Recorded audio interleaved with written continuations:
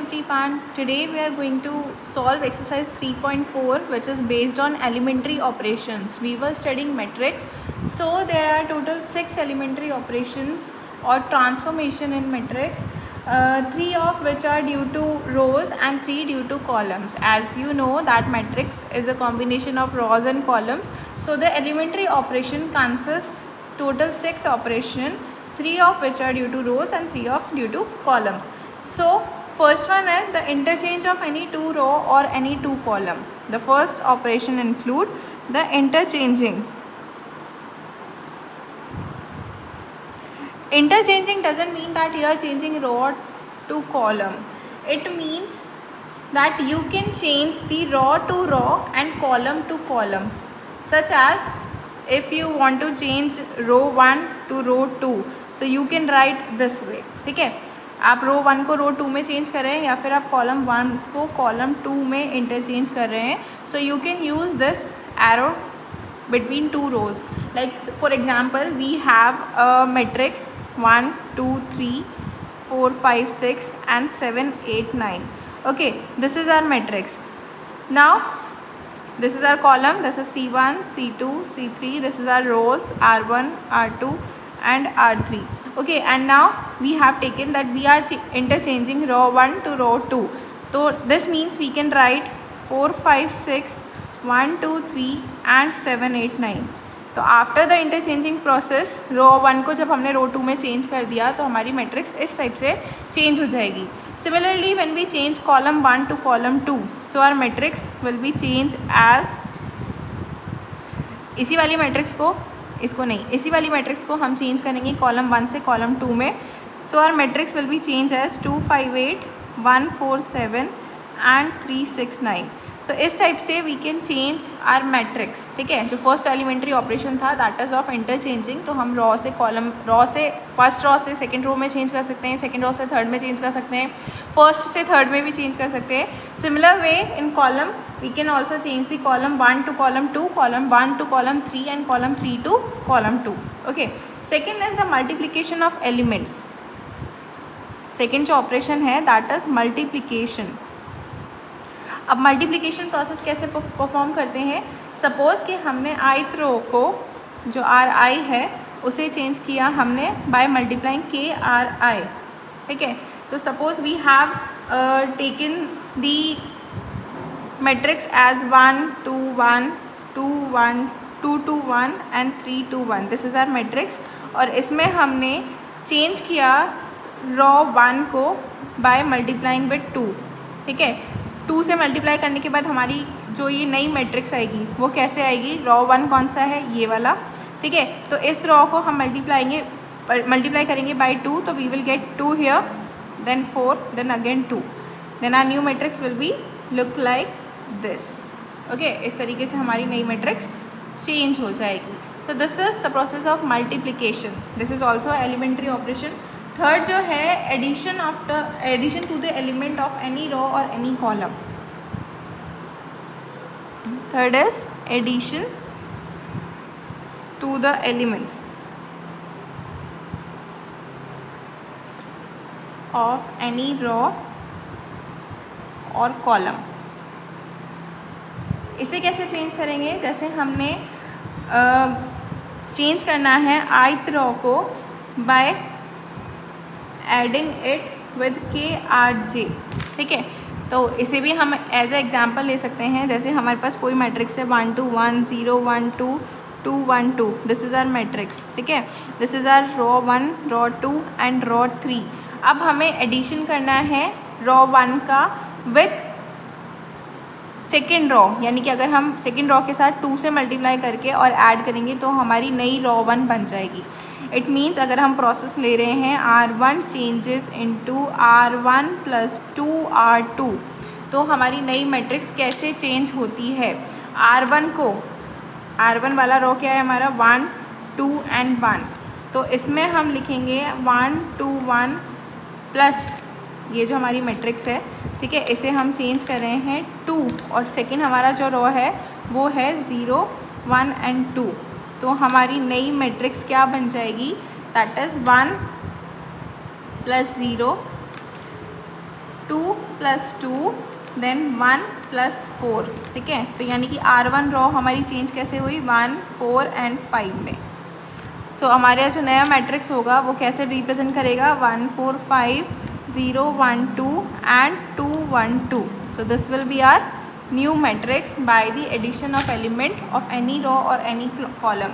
यही प्रोसेस हम same perform कर सकते हैं कॉलम के साथ भी, ठीक है। अभी हम सिर्फ रॉ के साथ परफॉर्म कर रहे हैं। Okay, so these are the 3 operations. आप इसे रॉ के साथ भी परफॉर्म कर सकते हैं, आप इसे कॉलम के साथ भी परफॉर्म कर सकते हैं। तो आपके पास टोटल 6 एलिमेंट्री ऑपरेशंस आ जाते हैं।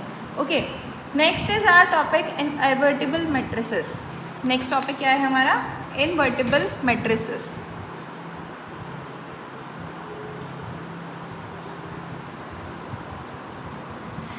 इनवर्टिबल का क्या मतलब है, suppose if A is a square matrix, आपके पास कोई मैट्रिक्स है A that is a square matrix, ठीक है, of order M and there exist another square matrix, एक और मैट्रिक्स आपके पास B, this is also a square matrix of same order. So अगर हम इनवर्टिबल मैट्रिक्स की बात करें तो AB इक्वल्स टू या फिर BA, जब हम ऑपरेशन परफॉर्म करेंगे तो हमारे पास क्या आएगा I, that means identical matrix जो हमारे पास आएगी, ठीक है। तो इसे हम बोलते हैं इनवर्टिबल मैट्रिसेस। तो इस केस में जो B होगा हमारा वो क्या होगा इन्वर्स ऑफ मैट्रिक्स A। यहाँ पे A हमारे पास कोई मैट्रिक्स है, B हमारे पास अनदर मैट्रिक्स है ऑफ सेम ऑर्डर। जब हम A मल्टीप्लाई बाय B या फिर B multiply by A perform करते हैं और हमारे पास आइडेंटिटी मैट्रिक्स आती है तो इट मीन्स B क्या है A का इन्वर्स है। We can write B is equals to A inverse. This is the invertible matrices. Okay, now we are going to solve some questions of exercise 3.4. So our first question is find the inverse of matrices. कुछ matrices हमें given है question number 1 के अंदर, तो उसका हमें inverse find out करना है। So first question is 1, -1, 2 and 3। इसका inverse find out करेंगे। As you know कि inverse find out करने के लिए A equals to I A होना चाहिए, ठीक है। तो अगर हमारे पास A मैट्रिक्स ये है 1, -1, 2 and 3, तो I क्या होता है of same order, that will B 1, 0, 0 and 1, right. और A तो हमारे पास ऑलरेडी है ही सही। ओके, तो अब हम क्या करेंगे, एक्चुअल में हमें इन्वर्स निकालना है। तो इन्वर्स कैसे निकालेंगे, कुछ एलिमेंट्री ऑपरेशंस को परफॉर्म करके, है ना। तो एलिमेंट्री ऑपरेशंस कैसे परफॉर्म करेंगे, सपोज हमने परफॉर्म किया इसी इक्वेशन के अंदर R2 इज इक्वल टू होगा R2 माइनस 2R1। तो R2 कौन सा है, ये वाली रॉ है ना, इसको हमको चेंज करना है। तो फर्स्ट रॉ तो हम एज इट इज़ लिख देते हैं 1, -1, और R2 हमारी चेंज हो गई -2R1। तो हमारे पास क्या आएगा 2 - 2 1, ठीक है। और इस जगह पे क्या आएगा 3 - 2 -1। ये हमारी नई मैट्रिक्स बन जाएगी। सिमिलर वे में यहाँ पे हम लिख सकते हैं 1, 0 और ये क्या बन गया 0 -2 और यहाँ आ जाएगा 1 - 0, ठीक है। और यहाँ हमारे पास A तो है ही सही। अब हम क्या लिख सकते हैं इसको 1 - 1, ये हो गया 2 - 2, दैट विल बी 0, और 3 + 2, ये माइनस माइनस प्लस हो जाएगा, तो यहाँ आ गया हमारे पास 5। ओके, और यहाँ पे 1, 0, यहाँ -2 and 1। तो this is our new matrix. जब हमने ये ऑपरेशन परफॉर्म किया, अब हम वापस से ऑपरेशन परफॉर्म करेंगे, कौन सा, R2 इक्वल्स टू 1/5 R2, ठीक है। तो R2 में हम डिवाइड कर देंगे 5 का, तो वी विल गेट 1 - 1, ये तो R1 है। यहाँ पे 0 में 5 को डिवाइड किया तो हमारे पास 0 ही आएगा, और 5 में डिवाइड किया 5 का तो हमारे पास क्या आ जाएगा 1। Okay, now here we have 1, 0 -2/5 और यहाँ पे 1/5 A। ओके, नेक्स्ट हमें क्या करना है, इधर सॉल्व कर लेते हैं। नेक्स्ट हमें करना है, एक और ऑपरेशन परफॉर्म करना पड़ेगा, that will be R1 tends to R1 + R2। क्या करेंगे हम, R1 को चेंज करेंगे R1 + R2 करके, तभी हमारे पास यहाँ पे क्या आएगा, यहाँ हमें लानी है आइडेंटिटी मैट्रिक्स। एक्चुअल में प्रोसेस क्या करना है, हमें कैसे भी करके इधर की साइड पे आइडेंटिटी मैट्रिक्स लानी है, अगर हमें इन्वर्स फाइंड आउट करना है तो, ठीक है। तो यहाँ पे R1 = R1 + R2 अगर हम करते हैं तो 1 - 0 -1 +1, यहाँ आ जाएगा 0 और यहाँ 1 माइनस, सॉरी ये तो एज इट इज़ रहेगा 1 ही, ठीक है। और इक्वल में हमारे पास क्या था, इधर की साइड पे R1 में चेंज कर रहे हैं हम 1, यहाँ पे आ जाएगा प्लस -2/5, सॉरी ये माइनस है, ओके। और इधर आ जाएगा 0